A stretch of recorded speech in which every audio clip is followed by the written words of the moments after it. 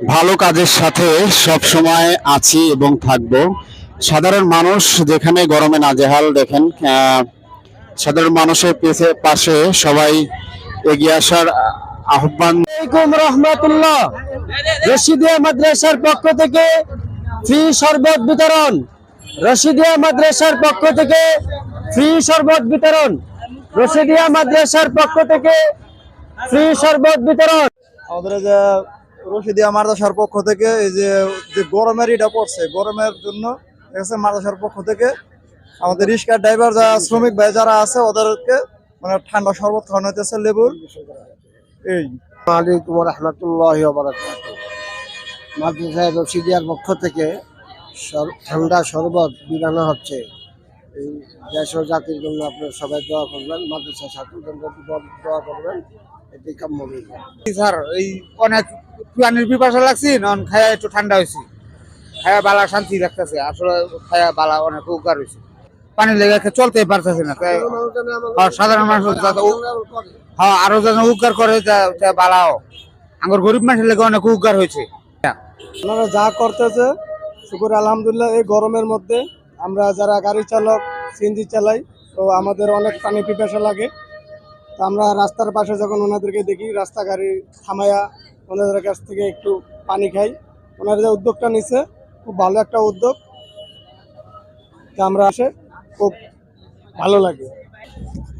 এই মহৎ উদ্যোক্তার জন্য তাদেরকে অনেক অশেষ ধন্যবাদ যে সাধারণ মানুষের কাছে এগিয়ে আসে তারা। এই কচিকাঁচা যারা আছে মাদ্রাসার পক্ষ থেকে দেখতে পাচ্ছেন, ও তাদেরকে নিয়েই এই প্রোগ্রামগুলো তারা করে থাকে সারা ঢাকা শহরে। আজকে তাদের প্রোগ্রামটা হচ্ছে কালশিতে, কালশি যে বাস স্ট্যান্ড আছে, কালশি বাস স্ট্যান্ডে তারা করেছে।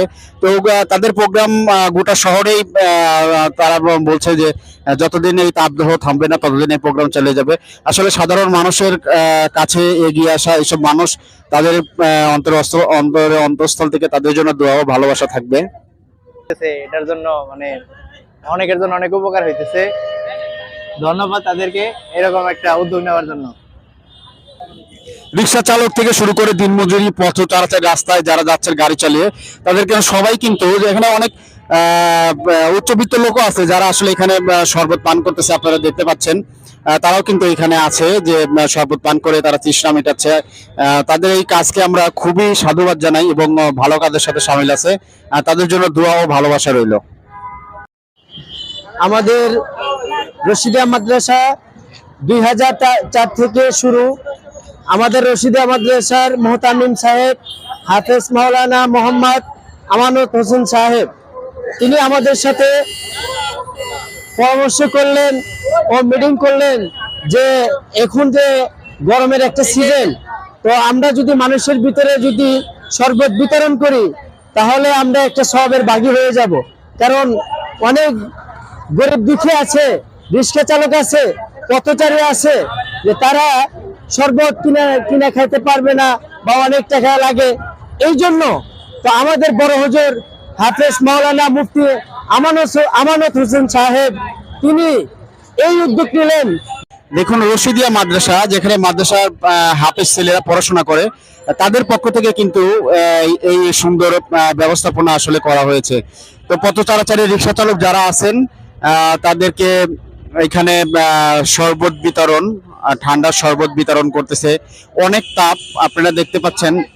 এই মাদ্রাসার কচি কচি যে বাচ্চাগুলো আছে তারাই কিন্তু এগিয়ে আসছে শরবত। রাস্তা দিয়ে মানুষ যাচ্ছে, তাদেরকে কিন্তু ডাকতেছে যে আপনারা শরবত পান করে যান, শরবত খেয়ে যান।